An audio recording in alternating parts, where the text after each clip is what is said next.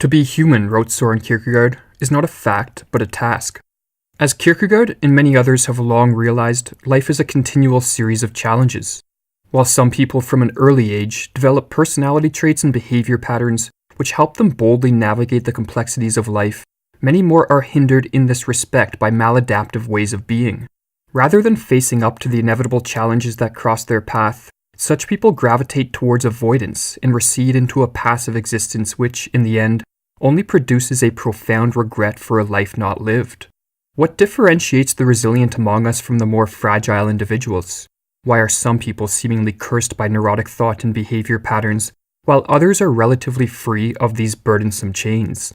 And most importantly, why is it so difficult to rid ourselves of personality traits which are a hindrance to our well-being?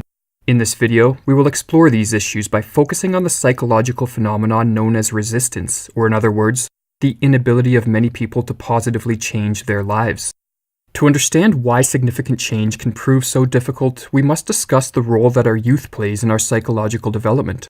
For while vigorous debate characterizes most areas of the field of psychology, few deny the massive impact that our childhood and adolescent years have on our functioning as adults. The beginning, wrote Plato, is the most important part of any work, especially in the case of a young and tender thing, for that is the time at which the character is being formed, and the desired impression is more readily taken. William Wordsworth echoed this sentiment thousands of years later with his famous remark, "The child is the father of man." The roots of many of the thought and behavior patterns which characterize us as adults reach back to our childhood days. What is important to recognize, however, is that the patterns that prove harmful in our later years often served an adaptive function when we first adopted them, helping us to cope with the less than ideal situations of our youth. In other words, very often our current problems are the solutions we devised to previous life problems. This phenomenon of solutions becoming problems, or as Sigmund Freud characterized it, as self-defensive patterns becoming self-handicapping, is extremely pervasive and can help explain why we adopt behaviors and personality traits which, over time, greatly inhibit our ability to flourish. For example, an inability to assert ourself or a crippling degree of shyness may have been an adaptive trait in our childhood, helping us to avoid confrontations with abusive caregivers. This trait only becomes maladaptive if we hold on to it into adulthood and generalize its application to situations where the potential for abuse is absent. It is often the case, therefore, that those who suffer most from neurotic or even some forms of psychotic functioning are not so much flawed in any innate sense, but rather are the victims of unfortunate circumstances over which they had little control. Look at almost any form of chronic psychological distress and dysfunction, wrote the psychologist Michael Mahoney.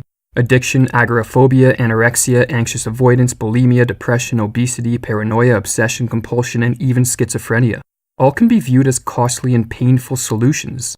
They tend to be short-term solutions to problems of pain and meaning. The solution becomes a pattern, a well-entrenched pattern, and immediate benefits are offset by long-range costs. But while this can help explain why we adopt such behavior patterns in the first place, why do we hold on to them long after they have lost any adaptive coping value? Why, in other words, are we so resistant to change? The topic of resistance has long been debated, with some viewing it as the most important problem in the field of psychology. Freud, for example, who early in his career was fascinated by the potential of hypnosis to treat his patients, ultimately abandoned this technique, and in explaining why, he wrote the following. Hypnosis does not permit us to recognize the resistance with which the patient clings to his disease, and thus even fights against his own recovery.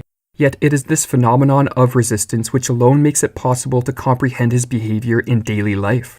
Freud believed that this tendency to cling to one's diseased psychological states was driven by an innate death wish.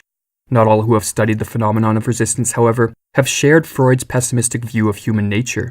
Over the past several decades, there has been a growing realization that our resistance to change is not maladaptive, but instead reflects an important mechanism for our survival. For just as our physical organs are resistant to dramatic changes in their functioning, so too, according to the self-protective theory of resistance, is our sense of self protected against dramatic change and for important reasons.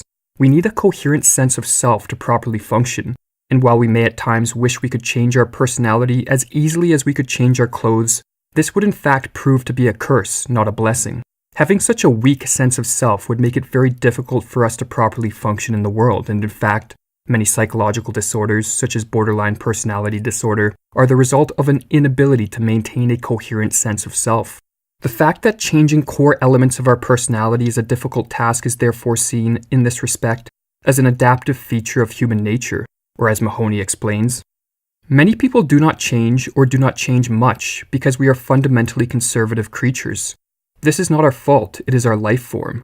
Coherence and continuity are built into life support, and it should not be surprising that these themes are expressed in our psychological life as well. We not only seek order, but we also need it. We are organized by systems of activities and are often very protective of our own patterns. While our resistance to change serves a self-protective function, this does not preclude our ability to change, and often in dramatic ways. We are not the prisoners of our childhood, and our capacity for change exists throughout our adult years. What the self-protective theory of resistance emphasizes, however, is that change is not easy and often requires sustained effort over prolonged periods of time. Furthermore, in our attempts to change, it is natural to experience periods of intense emotions such as anxiety, fear, depression, and doubt. These feelings, however, should not be viewed as signs that we are necessarily on the wrong path, nor that our attempts at change are doomed to fail. Rather, we should recognize them for what they are, a natural expression of the need for order and coherence in our psychological life. But while change is not easy, very often not changing, not facing up to the challenges of life, only produces more suffering in the long run. We may wish there was an easy path through life, but holding on to such a hope is likely to end in disappointment. Rather, we would be wise to view life for what it is, a journey that is sometimes exciting, sometimes dangerous, and very often uncertain, or as Fitzjames Stephen poetically put it, "In all important transactions of life we have to take a leap in the dark. If we decide to leave the riddles unanswered, that is a choice. If we waver in our answer, that too is a choice. But whatever choice we make it at our peril.